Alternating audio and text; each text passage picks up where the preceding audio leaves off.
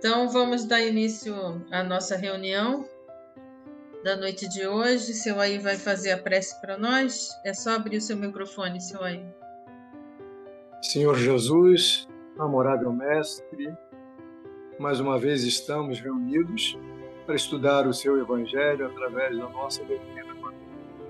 Meus amigos espirituais da Casa de Conselheiro, nos ajude a entender e assimilar todos os estudos, tudo que foi dado para a gente, para que a gente possa incorporar na nossa vida diária.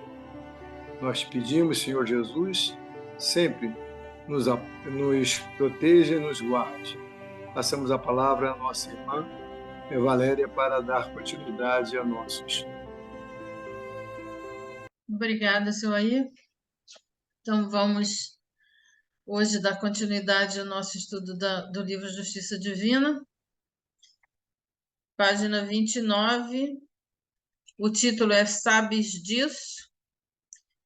A reunião pública da Comunhão Espírita Cristã de Uberaba, no dia 20/3/1961, que nós vamos, então, reportar a hoje. Bom, então, o que Emmanuel propõe nesse texto para a gente? Ele vem fazer nesse texto uma comparação entre os pais da Terra. O texto vai falar sobre a missão dos pais da Terra. E ele vai fazer depois uma comparação com o Pai do Céu, diante dessa missão dos pais da Terra. E aí eu trago aqui aquela frase de Jesus lá no Evangelho de Lucas, no capítulo 11, versículo 13, que Jesus diz: se vocês que são pecadores sabem como dar bons presentes a seus filhos, quanto mais seu Pai no céu dará o Espírito Santo aos que lhe pedirem. Então, é dentro desse contexto aí que Emmanuel vai fazer essas colocações de hoje. E Jesus também, ele fala, ainda aqui, deixa eu tirar isso para cá. Quem está cuidando dos meus pequeninos? Diz, não é vontade de meu Pai que está nos céus que um desses pequeninos se perca. Está lá em Mateus 18:14. Então, Deus não quer que nenhum dos seus filhos se percam no meio do caminho. E é dentro desse contexto também que a gente vai ver essa figura de um Deus Pai que quer sempre que o filho cresça, progrida, e se ele se desvirtuar, ele tem como retornar.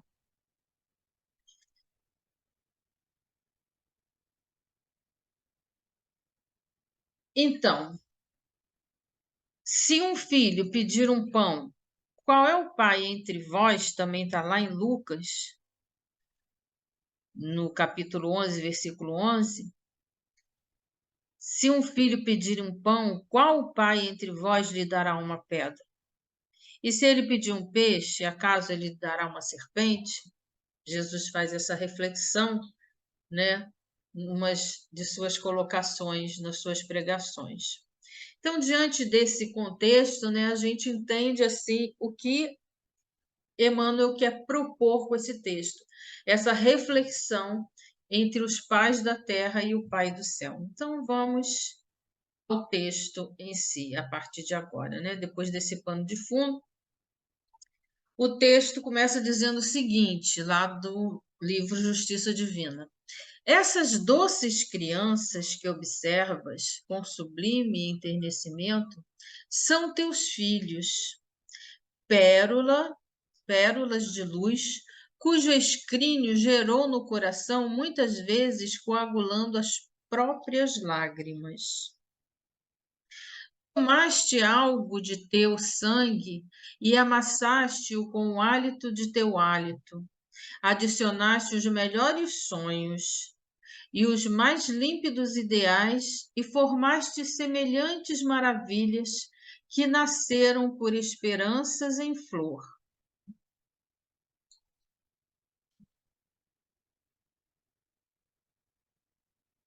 Sentindo-as por aves frágeis, busca de asilo em teu peito, sabes acolher-lhes as necessidades no carinho incessante. Dias de laborioso cuidado, preservando-lhes a existência. Então, Emmanuel vai estar colocando aqui, né, a gente está vendo nesse texto, todo esse aparato que os pais têm com os seus filhos, em termos de criação, de educação, de cuidado, desde a sua infância, né, e continuando o seu crescimento. E aí ele continua dizendo: noites de dolorosa vigília, quando a enfermidade aparece, alimento, agasalho, escola, responsabilidades e inquietações. Todos os pais passam por isso, pais biológicos e pais também que cuidam, né, que adotam outras crianças. E aí ele continua dizendo que, entretanto, mais tarde, nunca te lembrarás de cobrar-lhes impostos de reconhecimento ou exigir que se convertam em fantoches dos teus caprichos.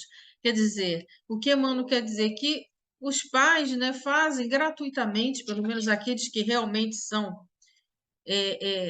pais por amor, eles fazem sem querer cobrar algo em troca. Faz por amor a esses filhos, sem exigir nada deles. Ver-lhes a honradez e o trabalho, o passo reto e a independência construtiva representam, em verdade, todo o triunfo que ambicionas.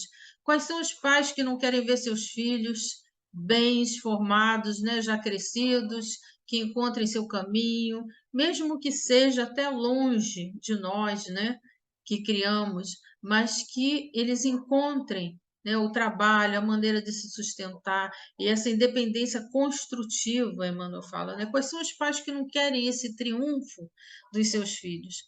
Dito que é desejo de todos os pais, né? Mas ele nos coloca, né? E se um dia, roubado longo tempo sobre a tua renúncia, se essas crianças, transfiguradas em pessoas adultas, caem sob terríveis enganos? Na conquista da experiência, sabes esquecer as rugas de dor e refazer os ossos desconjuntados. Quer dizer, se tudo aquilo, né, os filhos que foram criados, os pais ali se dedicando, mas de repente se desvirtuam, o que que esses pais fazem? Emmanuel coloca aqui, né? Eles refazem aí os ossos desconjuntados, mas eles vão em frente. Sabes começar a luta de novo, diz Emmanuel, para ajudar os rebentos da própria vida a se transferirem das dívidas de aflição para os júbilos do resgate. Então, os pais, os verdadeiros pais, os pais que amam, os pais que criam seus filhos com tanto amor, eles sabem recomeçar quando esses filhos se desvirtuam, quando caem em ciladas, quando caem em equívocos. Olha o que Emmanuel diz: sabes começar a luta de novo, sabes ajudar esses rebentos, sabem transferir dessas dívidas de aflição para júbilos de resgate. E a todos os que te reprovam o devotamento, né? Quantas pessoas que podem dizer, ah, que pai bobo, que mãe boba, né? E a fadiga, censurando-te a persistência no sacrifício, sabes responder na mesma reserva de confiança e ternura, com alegria misturada de pranto, dizendo, né? São meus filhos. E se são meus filhos, eu tenho o dever de ajudá-los a retornar ao caminho certo, né? E Emmanuel diz aí, né? Isso acontece no lar terreno, onde as criaturas humanas, embora imperfeitas, não se resignam a ferretear os próprios filhos com o estigma de escravos. Imagina, pois, a longanimidade do amor que vibra e reina infinito no lar divino da criação. É aquilo que dizia Jesus lá no início, né? Se o filho pede um pão, você não vai dar pedra. Então, se vocês que são imperfeitos sabem dar coisas boas a seus filhos, quanto mais o Pai que está no céu. E é isso que Jesus diz, né? E é isso que Emmanuel vem aqui nos colocar nesse texto. Levando agora ainda a reflexão para Jesus, que nos mostra um Deus Pai. Emmanuel coloca aqui, né, que nós humanos sabemos dar coisas boas aos nossos filhos. Imagina isso nas mãos de Deus Pai Criador. Então, Jesus, ele nos mostra um Deus Pai. Essa figura de um Deus Pai que talvez fosse a maneira mais próxima para que a gente entendesse um pouco a Deus, que é tão difícil, né? Entender que é Deus, essa inteligência suprema. E Jesus traz essa figura do Pai para que, principalmente naquele tempo, né, uma sociedade muito paternalista, mas que Emmanuel coloca aqui nos pais, né, em si, esse pai que vai atrás da ovelha perdida, né? Daquelas 10 ovelhas, uma se perdeu. E deixa para lá, né? Não, o pastor volta para resgatar aquela ovelha. O pródigo e o egoísta, o pai que sabe acolher o filho pródigo que retorna depois de ter gasto tudo, depois de ter errado muito, o pai que dá uma palavra e acolhe o egoísta que não entende o amor profundo do pai por aquele que está retornando. A mulher adúltera, Jesus perdoa, e mais do que isso, ele coloca que aqueles que não tenham pecado atirem a primeira pedra. Então ele mostra ali como Deus é misericordioso. O bom ladrão, lá na cruz, quando Jesus diz, né, para Dimas, ainda hoje estaremos juntos no paraíso. Então, esse Deus, Jesus traz já na sua mensagem uma figura diferente daquilo que as pessoas percebiam. Não é um Deus castigador, mas é um Deus misericordioso, um Deus que vai à busca dos seus filhos, um Deus que sabe acolher os seus filhos que voltam, um Deus que acolhe, perdoa e está sempre dando oportunidade na vida. Jesus continua a nos mostrar um Deus Pai. E aqui eu deixo aí a, a, a página em branco e convido a cada um de nós a escrever essa página. Como que Deus tem nos mostrado o caminho de volta? Como que Deus tem feito na nossa vida a gente achar essas oportunidades de retorno quando a gente erra, quando a gente cai? Essa página é para ser escrita por nós. Cada um de nós tem as suas experiências e eu acho que o importante é refletir sobre isso, né? Quando que a gente cai, porque com certeza se estamos aqui nesse mundo de expiações e provas, não somos perfeitos. Então, muitas vezes nós erramos, nós desviamos, nós caímos, nós saímos fora do trilho. E qual é a nossa experiência do retorno? Quanto Deus tem sido misericordioso na nossa vida. É para refletir. É pessoal. E aí vamos para o céu e inferno, porque a página, né, nos faz refletir sobre esse capítulo 7 do livro Céu e Inferno, na sua primeira parte, que tem como título As Penas Futuras segundo o Espiritismo. É um capítulo que traz o Código Penal da vida. E o que seria isso, né? Quais seriam as penas futuras segundo o Espiritismo? Nada mais é do que as consequências que o espírito sofre conforme as suas atitudes e imperfeições. E aí, vamos relembrar, o Mauro Alexandre colocou na semana passada, porque também foi reportado esse capítulo, né, os 3 princípios básicos que esse capítulo traz para nós, que é muito importante refletir. O primeiro princípio diz que o espírito sofre na vida espiritual as consequências de todas as imperfeições que não conseguiu corrigir na vida corporal. O seu estado feliz ou desgraçado é inerente ao seu grau de pureza ou de impureza. Então, o que acontece nesse primeiro princípio, em resumo? O sofrimento é inerente à imperfeição.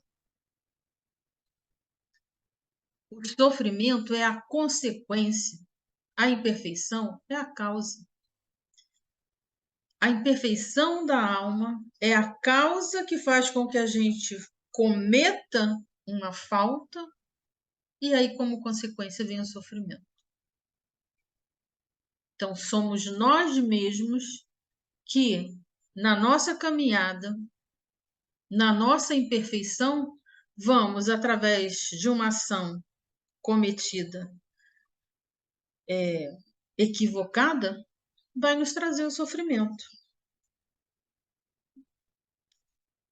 Por outro lado, a felicidade é a conquista da perfeição, né? Porque o que diz o primeiro princípio é isso, é o que o espírito vai sofrer aquilo que ele fez, né? Aquilo que ele caminhou.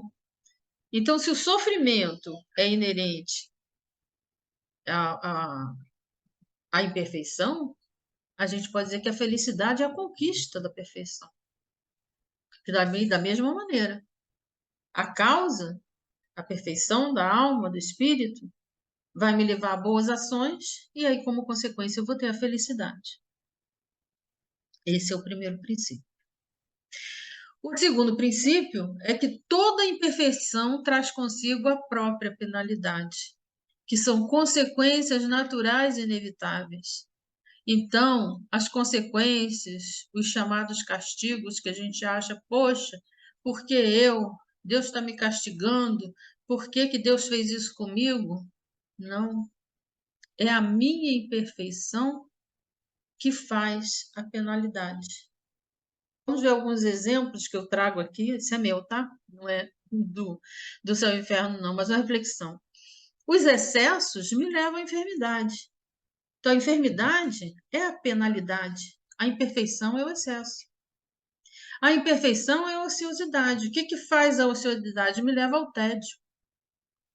A intolerância me leva à solidão. A traição, à desconfiança. Então, a desconfiança é a penalidade de quê? Da traição, que é a imperfeição. Então, é assim. Uma coisa leva a outra. Por quê? Não é Deus que me deu. Se eu traio, ou se eu sou traída, se existe um contexto de traição, vai haver desconfiança. Essa é a penalidade. Se eu sou intolerante, se eu não consigo conviver com as pessoas, eu vou acabar ficando só. Se eu sou muito ocioso, vou chegar uma hora que eu vou ficar entediado. Então, isso que o céu e o inferno nos coloca através de Kardec, né, com toda a sua pesquisa, através do que os espíritos colocaram para ele, é como a imperfeição ela traz a penalidade. É a imperfeição do nosso espírito, são as nossas atitudes equivocadas que vão fazer as consequências, que são naturais e inevitáveis. Não é Deus. Deus nos faz perfeitos, Deus nos faz simples e ignorantes, mas Deus nos faz para sermos perfeitos. Deus nos faz para o bem, para sermos felizes, é isso que Ele quer. E o terceiro princípio, maravilhoso, misericordioso como Deus, diz que toda imperfeição ela pode ser libertada através da vontade do Espírito. Então, se eu tenho a força do querer, a força de vontade, eu posso me libertar. Eu posso conseguir trabalhar essa imperfeição e ir me libertando de encarnações e encarnações. Muito a caminhar, né? Como sempre. Trazendo para o parágrafo propriamente dito de hoje, né? Desse estudo, que é o parágrafo 32, é uma pergunta, começa com uma pergunta, né? Dizendo assim: Deus disse, né? Não daria maior prova de amor às suas criaturas, criando-as infalíveis e, por conseguinte, isenta dos vícios inerentes à imperfeição? Ou seja, não seria, se Deus criasse todo mundo perfeito já, infalível, não seria bem melhor? Seria uma prova de Deus, uma prova de amor de Deus? Deus poderia fazê-lo, diz Kardec. E se não fez, é que em sua sabedoria quis que o progresso constituísse lei geral. A nossa meta, como eu disse antes, é a perfeição. Deus nos cria para sermos perfeitos. Ele nos cria simples, ignorantes, passando por toda essa imperfeição, espíritos bons, espíritos puros, atingindo a perfeição. É a lei do progresso. A justiça divina, ela patenteia-se na igualdade absoluta que preside a criação dos espíritos. Todos têm o mesmo ponto de partida e nenhum se distingue em sua formação por melhor aquinhoado. Então, Deus não vai criar a pessoa perfeita, não vai criar a pessoa também imperfeita, não vai criar o mal ou o bom. Ele vai criar uns simples ignorantes para que a gente cresça, para que a gente caminhe. Ele não nos quer fantoches, ele nos quer seres perfeitos, mas que saibamos o que estamos fazendo, que façamos as nossas escolhas, respeitando o nosso livre-arbítrio.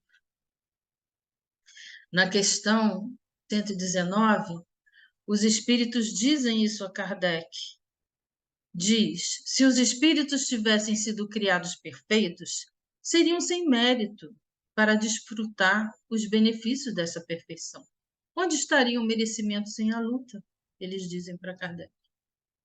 Então, Deus não nos criou por isso, porque onde estaria o mérito? A gente tem que exercitar o nosso livre-arbítrio.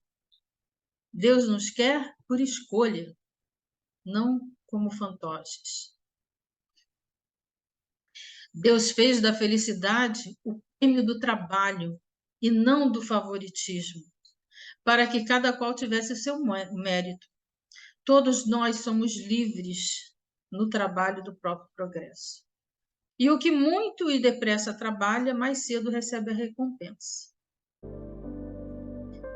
E aqui eu termino com essa questão 1019 de Kardec, no Livro dos Espíritos, onde Kardec diz que o bem reinará na Terra quando, entre os espíritos que a vêm habitar, os bons predominarem, porque então farão que aí reine o amor e a justiça, fonte do bem e da felicidade. Allan Kardec.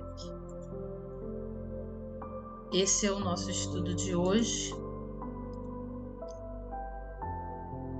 de Emmanuel e retratando a justiça divina, né, ao céu e inferno. Vamos fazer a nossa oração final. Nesse momento, sentirmos todo o amor e a grandeza de Deus por nós. Pai de infinita bondade,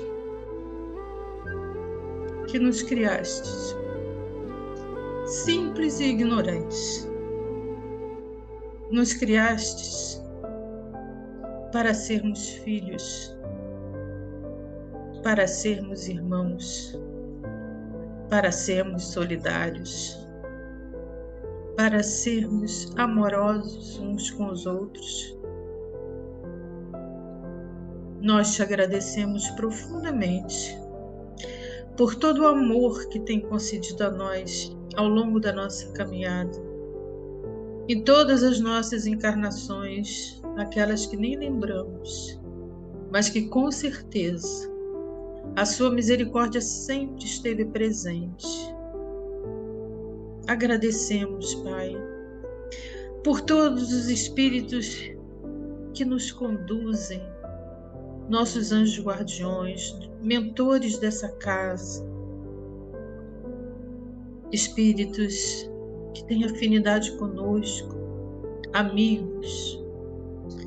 Agradecemos todas as pessoas encarnadas, os nossos pais biológicos ou não, aqueles que nos criaram, os nossos educadores, os nossos irmãos de sangue e aqueles tão queridos amigos que sempre tiveram nossa caminhada nos ensinando, nos ajudando, nos estendendo a mão cada vez que tropeçamos, cada vez que caímos.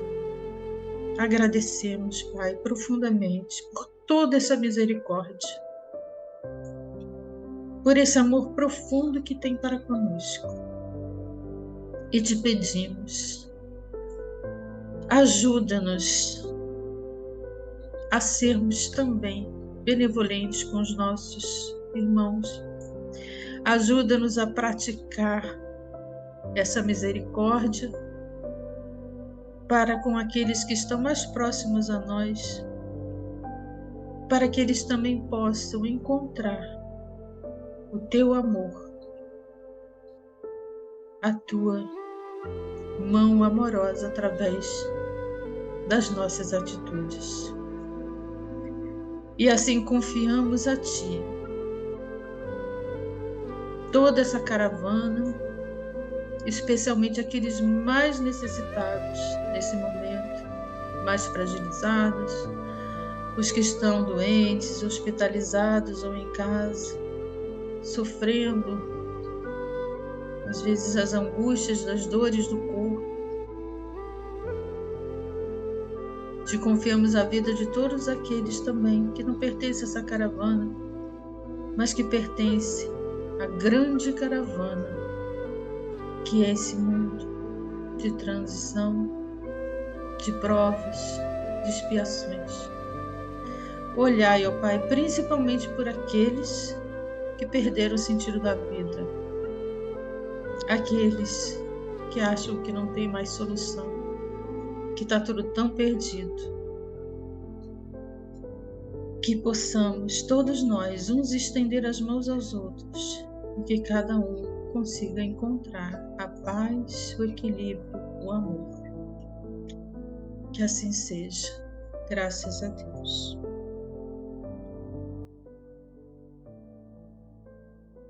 Temos 7 minutos, se alguém quiser fazer alguma colocação, só abrir o microfone.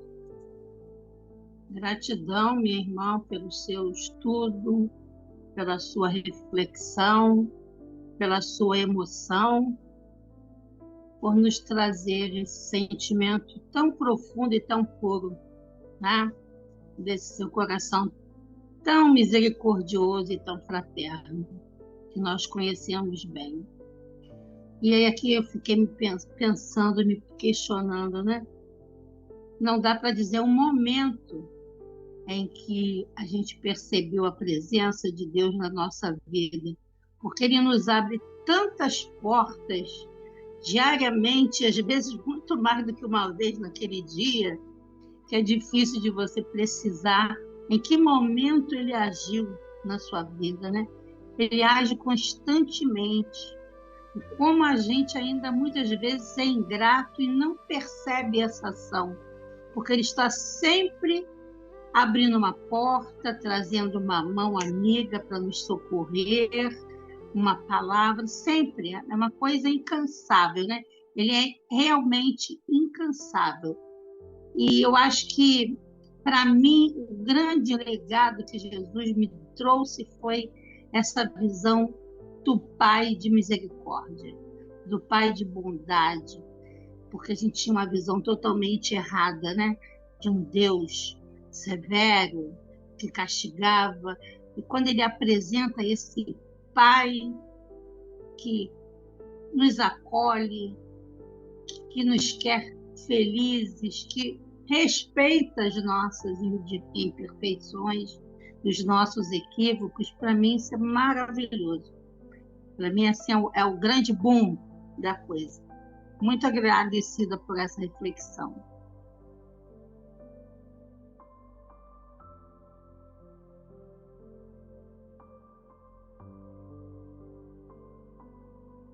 Alguém mais quer falar alguma coisa? Hoje eu deixei bastante tempo, hein?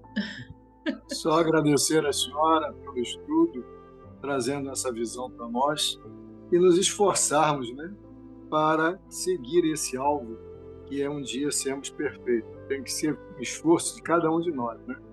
Dentro da família, junto com os nossos companheiros, sempre nos esforçando para atingir esse objetivo. Muito obrigado, dona Valéria, pelo estudo. Muito bom.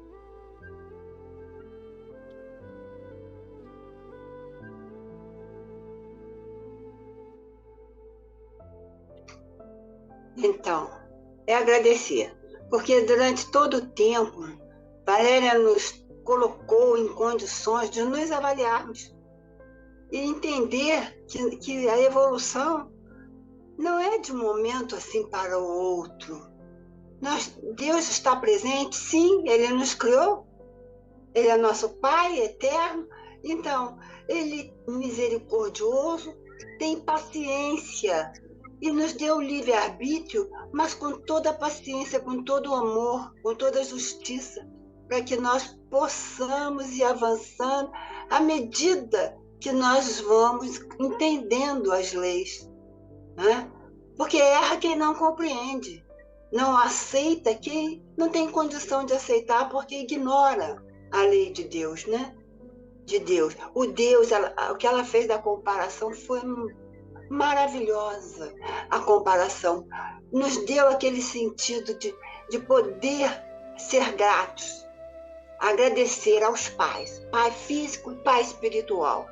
E a mãe, né? A mãe acolhedora. Então é um conjunto de oportunidades que nós temos em encarnações sucessivas e vamos crescendo à medida que o nosso livre-arbítrio vai nos deixando escolher o caminho certo. Foi maravilhoso, né? Foi maravilhoso. A lei é para todos, somos todos filhos do mesmo pai, mas na hora de julgar, nós temos um pouco de egoísmo, né? Nós achamos que os nossos são mais merecedores de amor, né? Mas o nosso Pai não, o Pai do céu, ele não escolheu um para ser. Ele dá a oportunidade para todos crescermos, todos nós. Que bom, Valéria. Muito agradecida. E essa foi a visão de Jesus, né? Até por isso que eu trouxe no início, porque Emmanuel coloca isso que o nosso grande mestre, né, nos colocou um pai, essa figura do pai misericordioso em todos os momentos. Ele fez essa comparação que até é difícil, né? Acredito, mas foi bem didático, porque como compreender a Deus? Nossa, está muito longe da gente compreender a Deus.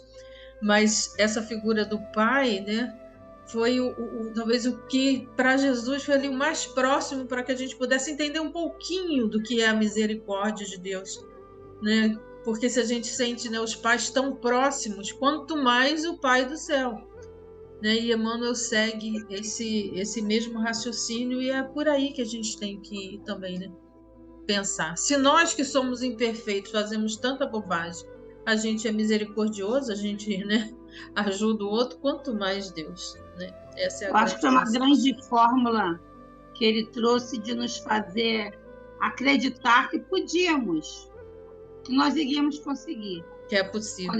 Quando ele traz esse pai para perto, né? É um pai próximo. Inclusive Muito fala que a bom. tradução é paizinho, né? Que eles chamam, né? Aba, pai, aba, paizinho. Ainda Abre tem paizinho. essa coisa. É isso. Lindo estudo. Obrigada a todos que estão aqui, os que vão ver depois. E nos encontramos quarta-feira que vem, amanhã no presencial para quem puder, e quarta-feira que vem aqui pelo Zoom. Certo? Uma noite de paz para Beijos. todos nós, com Jesus. Amém, Que Jesus. assim seja. Boa noite. Muita Boa paz. noite. Boa noite.